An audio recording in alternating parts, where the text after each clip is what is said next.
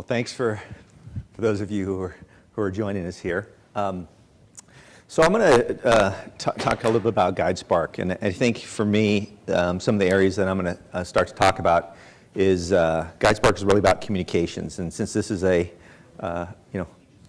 conference around education and talent, I'm going to talk a little bit about how I think communications is going to change and affect, certainly in the HR and talent space. But also, I think of communications as just another form of learning.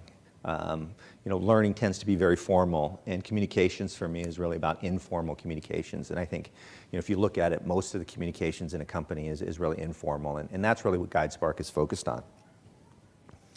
So this is a way that I think about the market, and my background is I started a company in the late 90s, sold that company to Macromedia, which was bought by Adobe. And so I've been in learning and communications for a long time, since the late 90s. And when I think about the market, I think there's been a lot of technologies and companies that have been focused on that company to customer connection. I think you can call it marketing or marketing automation. So there's been a lot of focus on how do you better connect companies and their prospects and customers. On the employee side, there's been a lot of technology and investment around employee-to-employee communication, and I really consider that to be collaboration. That was a large part of what I did when I was at Macromedia and Adobe. But the missing area that I think has not really been addressed is really thinking about how does a company really connect with their employees? How do they communicate? I think you hear terms like employee experience, employee engagement. And so there's certainly some technologies around that, but we really focus on the communications aspect of trying to connect companies and their employees, right? There's a big, obviously, focus on talent and thinking about not just your customers as a tremendous asset, but employees. And that's really the area that Guidespark is focused on, and think we can make a tremendous difference. Again, it's very similar to education, right? It's about teaching an employee or a student something, and I think communication goes along that same way. When I look at the HR landscape, this is a chart that was actually made by another firm. But for us, what we really think about is that communications really ties across the whole HR and talent landscape, right? So if you think about talent acquisition, talent management, core HR, benefits, payroll, like the previous speaker, Gusto, all of those are the products and services an organization has. And we think communications is going to be a link to help connect employees to all of those different programs and services that an organization has. And so kind of a horizontal approach. But I think sometimes people think about, okay, where does communication fit? Does it fit in any specific area of HR? And I really think it runs across all of those different pieces. Now, the value proposition of communications, why is it communications do we think is going to be important to organizations? And it really starts with the fact that every employer has an employer value proposition, right? In a way that a company sells their products to customers, companies have a value proposition. That's their product to their employees, right? And they spend millions, if not billions of dollars on those programs. A company like Bank of America spends multiple billions of dollars every year on their benefits programs. So thinking about their culture, their performance management programs, their total rewards, companies have that value proposition that they're trying to connect to their employees, right? And the reason they create these programs is to obviously attract, develop, and retain talent. So I think it's a very similar analogy to how companies think about marketing to their customers and prospects. That you have a value proposition, you need to connect that to your employees. And what we're seeing now is that the link between these two are breaking down. And I talked to a lot of CHROs of lots of different large companies, and they talk about how this employer value proposition is breaking down and connecting and driving the results they want from their employees, right? And one of the key ways that we think, key reasons we think that is breaking down is because of communication. If you are connecting your employees effectively to that value proposition, the programs you have, that investment is being wasted. And so that's really where Guidespark is focused on. How do we help bridge that gap between a company and all their programs and services and the employees? Okay. So at a high level, why is there a need for new communication? Why is communication breaking down? Well, if you think about how most organizations, our company's in Silicon Valley, so think sometimes you get in a little bubble, but as you look at organizations, there's still a lot of communication that's happening in a very traditional way. The same way that might have been done for the last 10, 20, 30 years, right? People still have handbooks. They still send brochures at benefits time. They still have seminars, right? Come have pizza and we'll teach you about open enrollment, right? But how are people consuming information in their consumer lives, right? It's mobile, it's video, it's interactive. So companies are trying to get the attention of their employees to tell them about all the great things that the company has, like their culture and performance management, et cetera. But they're communicating in a way that is not engaging and not connecting with employees. And so what Guidespark is really trying to do in communications is we're trying to say, how do we take the traditional communications and really help organizations transform to a more modern way that will connect with today's employees? A little bit about our history. We have over 650 customers. We've been growing very, very well. I will tell you a little bit of the history of the company. I started in 9 years ago in 2008. So we launched in 2009 and 2010. And for those of you who were trying to sell into HR in 2009 and 2010 during a recession, that was not the best time to start a company and to try to sell. I think that's an easy lesson, but it's hard to know ahead of time. But what it really allowed us to do is really start to focus on the problems that our organizations had. And those organizations started to tell us that they were really struggling with communicating effectively with their employees. And we were able to really refine who we are in our business. One of the things that I'll talk a little bit about is our team. So one of the things that Guidespark thinks about in terms of communication is there are two core elements of communication. One is the content and information and message you're trying to deliver, and then how do you deliver it and connect that to employees, right? So it's really about content and delivery. And if you think about those things, you can't have one or the other. So as I mentioned, I was at Adobe and Macromedia and spent a lot of time with platforms and tools around delivery. Right? But without content partners, you couldn't communicate. And what we're trying to do at Guidespark is really bring content and technology together to provide a unique communication experience for employees. The reason I was mentioning that around the team is we've tried to bring people who have a variety of different backgrounds. So we certainly have my head of engineering used to run engineering for the marketing cloud at Adobe, about 400 engineers. So that's kind of a platform of delivery. But on the content side, we've brought in a lot of people who are certainly from e-learning, but also from what I call the consumer media side. Because I think consumer media and how they approach content and how they approach communicating with employees is very different than traditional corporations. And if you're going to engage employees, you have to really think about how are you connecting with those employees. To give you an idea of our customer base, we tend to go after larger organizations. So we have about 20% of the Fortune 500. As I said before, about 650 plus customers. And so the interesting thing about our customer base is it does span all different sizes of companies, but it also spans every different industry, right? And that does make sense. Every company has programs and services they're trying to deliver to employees.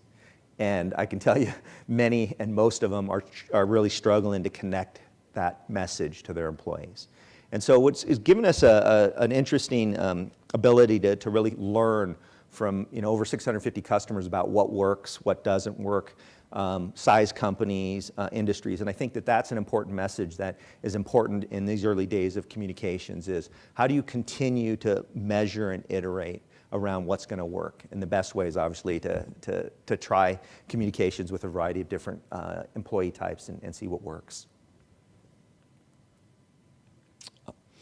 One of the things, and I won't go into every one of these customers, but I think for me when I was trying to tie communications is I think communications has always been something that has been difficult to measure. Organizations are doing communications because they know they should, right? They send a brochure. But tying that to actual business results is difficult. And I think you see that in the learning space, right? People are trying to tie learning to actually the business goals and the business objectives. And so one of the things when we think about our employee experience and how we can enable that with communication is, how do you tie that to a business goal? As opposed to communication for communication's sake, hey, I'm going to create a video, I'm going to create a manual. It's really about, how am I going to affect the business and the success of the business? So here's a couple of examples. Boston Scientific, they spend a lot of money to differentiate their benefits because they compete with a lot of startups. And so startups generally don't have large rewards packages. And so Boston Scientific spent a lot of money to create these programs. Yet what they found with a survey is that their employees really didn't understand, appreciate, and then value those investments. So they're making this huge investment to differentiate from their competitors for talent, but their employees didn't connect with it. And so they wanted to bring in a new way to communicate so they could drive that improvement in connecting their employees to the great programs that they had. Auctioner Health, which is a big Louisiana healthcare system, their idea or challenge was time to the floor. So it's a big hospital system with lots of different types of employees, and one of their productivity measures is, how fast can you get an employee out working on the floor? That was one of their key drivers. And by utilizing a new communication technology, they were able to reduce their onboarding time from a week to a few days. That saves them millions of dollars. So it's really about, how do you utilize communication to try to drive some business goals? And I think that's really an important thing that, as people move to a digital platform, they can start to do. So now let me talk a little bit about communications in a general way. You know, there's a lot of things that are changing. I talked a little bit about just mobile and video, but within companies, there's the changing demographics. You know, we're all bombarded with too much information. I think everybody has a cell phone, right? And when you look at a cell phone, what's happening is your personal lives and your professional lives are blended. So when corporations are trying to communicate to employees, they're now competing with a variety of different sources that they didn't have to compete with. And when we think about that, how is that evolving how employees and how we consume content? And I start with the idea of consumer-grade experiences, right? Think about reading a manual or going to a traditional intranet, right? Is that an exciting experience, right? Wading through all of the different hierarchical. It's great, all the information is there. But is that going to engage an employee, particularly today's employee, when they're looking at Facebook, Instagram, Snapchat, everything, right? And so how do you think about communications in a corporation where, instead of the company saying, no, I've put it on the internet, find it, but take it from a perspective of, I need to engage the employee from the employee's perspective, right? And that's the idea of really trying to create an experience, and I call it, again, consumer-grade experiences. Some of the things around that is short-form content, right? Who wants to go and click on a 25-minute video from HR, right? It's a video, but probably nobody's going to click on a 25-minute one, right? So how do you get short-form content? How do you deliver it through multiple channels? The other thing that's big is, how do you deliver it over time? If you think about one of the things in the marketing world is campaigns, and I'll talk about that in a second.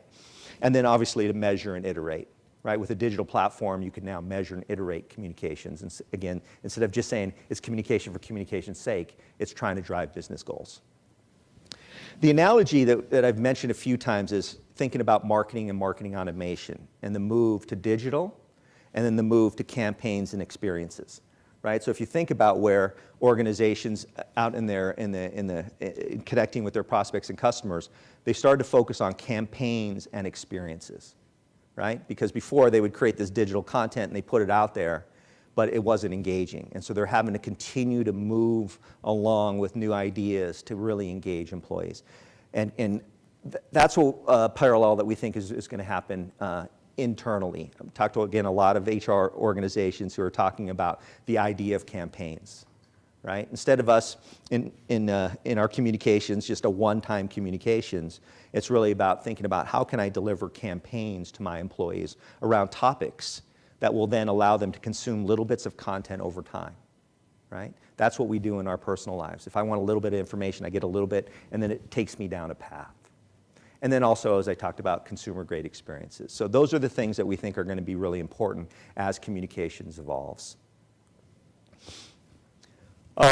The components of our actual specific solution, the first starts with, as I mentioned, content or engaging experiences. And when we think about content, again, I'm going to emphasize multi-format content because one content size doesn't fit all.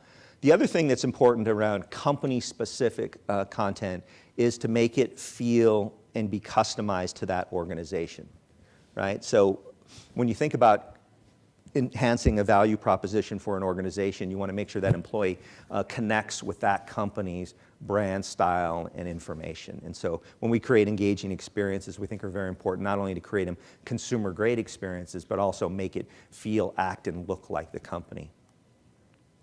Campaign management, I talked about this. One of the terms that we're starting to hear a lot of people talk about is think like a marketer, right? So HR organizations are starting to think about thinking like a marketer, right? Thinking about how do you connect with employees like a marketing organization, right? And that's kind of, again, the changing demographics of how people consume content because they're overloaded. Expertise, this move is obviously very new, the idea of trying to create short-form content that's engaging over time. HR doesn't have a whole lot of experience in that area, and so that's one of the areas that we think is important in a solution. And then the analytics, right? You hear about analytics across every different kind of technology tool now, and this one is the same. I'll just briefly touch on this. Here's an example of how we think about multi-format content. We not only think of multi-format content, we think of multi-channel content. So how do you deliver it over multiple channels? So that would be, delivering it through email, but delivering it through posters, delivering it maybe integrated to Slack, delivering it integrated into your 401k intranet. The idea of taking all these different content types, deciding which one is the best form to engage an employee, and then deliver it through the appropriate channel, right? Again, not unlike a marketer would think about it, right? It's really thinking about how am I going to engage that employee in the best way so they can connect to this information. The other thing is, that was the content side, and here's really the delivery side. Thinking through an ongoing campaign. I talked to a CHRO the other day, and she said, I have onboarding and offboarding, and then everything else are programs over a calendar, right? So how can they think about communicating that in a consistent way to create an employee experience that works, right? And that's really how you think about campaigns, and we're seeing a lot of interest and direction around campaigns. And then as I summarize all of these pieces, I think, when we think about the evolution of communications, we certainly think that a communication solution is going to need a platform to manage, deliver, and measure content. A lot of these boxes here are very similar to what you might see in a marketing system. On top of that is a multi-format, multi-channel set of content experiences. But then that will then provide a consistent experience for that employee across all the different areas of their business, right? So we focused on HR, but we don't see why organizations aren't going to want to provide that same consistent experience across all the different areas of their business. And so, when I think about how is the future going to evolve and how do I think organizations are going to go, we see that this is something that we're just at the beginning days of an evolution to something that's going to really, I think, move kind of how marketing automation moved this CMO and the marketing organization to kind of the digital seat at the table. We think the same is going to happen for HR organizations. Okay. So that's Guidespark and hopefully a little bit of information around how we think about communications and how things are going to evolve, certainly within the enterprise. A lot of similarities, I think, in terms of learning, and how people are thinking about campaign learning. It's really interesting to see, as we've been talking about campaign communications internally, we see a lot of other people talking about campaign learning and how do you really start to move toward a way to engage the employee from the employee's view, not from the company's view. And that to me is really, like, that, you've probably heard me say that a few times. I think that is going to be an important change because the way we consume content is very individual-centered and employee-centered. And all of the communications in a company are not designed that way. They're designed from a company perspective. And so we really think that as the world flips, There's some challenges around doing that within each organization, but if you're going to engage employees, that's how it's going to happen. Okay? So I do have a couple more minutes if anybody has a comment or a question around this. If you're happy to talk about thoughts or trends around communication or learning. You mentioned how you measure it and that impact on ROI. What have you guys started to do, or how have you tracked it, or is it a case by case depending on your customer? Yeah, so I wouldn't say it's by customer. It's by use case. So a simple way to do it is an organization says, I would like higher enrollment in my high deductible healthcare plan. Great, you can communicate in a different way, and then you can measure it. We just had a big retailer who we helped do that, and they were able to see a huge increase in enrollment. Then you have the softer ones, like especially the ones around performance management. So a lot of organizations today are kind of evolving from the annual reviews to the ongoing, okay? All makes sense, right? Okay, performance management is about managing performance, and you want to do it on a continuous, ongoing manner. The problem is employees and managers don't really know how to do that.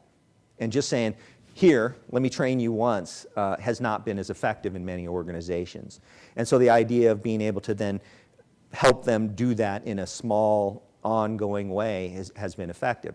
The measurement that is, though, is a little softer, right? It's just like, how do you measure your performance management system? And it becomes soft. And so I try to give you kind of two examples. One of the key ways, though, that you can measure externally communications is, are they consuming the content? So not just did they click and open it, but how far did they get into it? Did they have to review things and watch it again? What device did they access it on? All of those things are things that you can measure to continue to improve the communications. But I think tying it to the ROI, there's still some soft stuff, and then there's some stuff that's a lot more measurable. Make sense? Okay. Anybody else? What's the smallest company that you guys work with, size-wise, employees? Guidespark.